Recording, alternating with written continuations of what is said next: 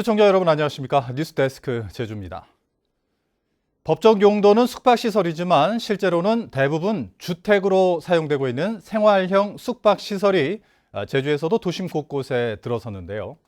도심의 심각한 과밀화 원인으로 지적되면서 정부가 뒤늦게 주택용도 사용을 원천 차단하겠다고 나섰지만 쉽지 않아 보입니다.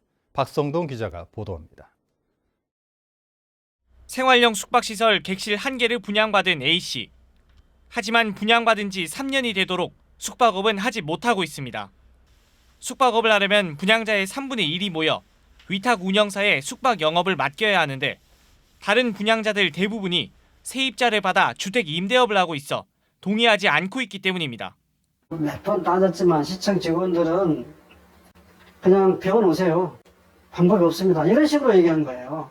지금 저 성에 비어있는 거예요. 아무것도 못해요. 불법이기 때문에. 월세 줘도 불법, 전세 줘도 불법.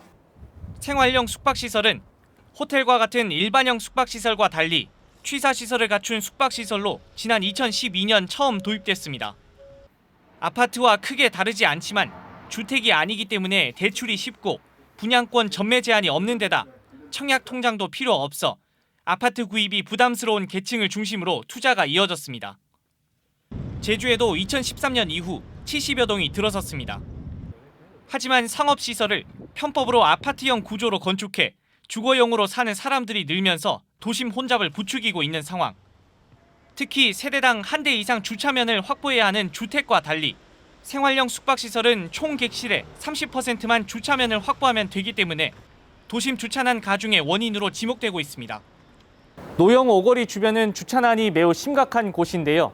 이곳 주변에만 생활형 숙박시설이 10개 가까이 들어서는 등 도심 과밀화 문제도 점점 심해지고 있습니다. 결국 국토교통부는 오는 2023년부터 생활형 숙박시설을 주거용으로 사용할 경우 이행 강제금을 물리기로 했습니다. 이행 강제금을 이제 1년에 2회까지 부과할 수 있어요. 그래서 반복해서 부과가 가능하죠. 주택 규제가 강화되다 보니까 작년 가을에 그 국정감사에서 지적이 됐어요. 그럼 이전까지는 이제 정부에서는 그렇게 크게 인지하지는 못하고 있었던 상황이고요. 네. 국토부는 용도 변경 등을 통해 실제 주거용으로 사용되는 생활형 숙박시설의 적법화를 유도한다는 계획이지만 주차장 확보 문제 등으로 용도 변경도 쉽지 않아 현장의 혼란은 불가피할 것으로 보입니다. MBC 뉴스 박성동입니다. 제주 지역에서 어제 코로나19 확진자 9명이 발생한 데 이어 오늘도 오후 5시까지 2명이 발생했습니다. 제주도는 이 가운데 5명은 제주 지역 확진자의 접촉자, 3명은 광주에서 온 가족 관광객이며 3명은 감염 경로를 확인 중이라고 밝혔습니다. 이에 따라 누적 확진자는 873명으로 늘었고 이달 들어 159명, 최근 일주일간 하루 평균 12명이 확진 판정을 받았습니다. 제주도는 지난 10일부터 엿새 동안 코로나19 방역수칙 위반 행위 52건을 적발했다고 밝혔습니다.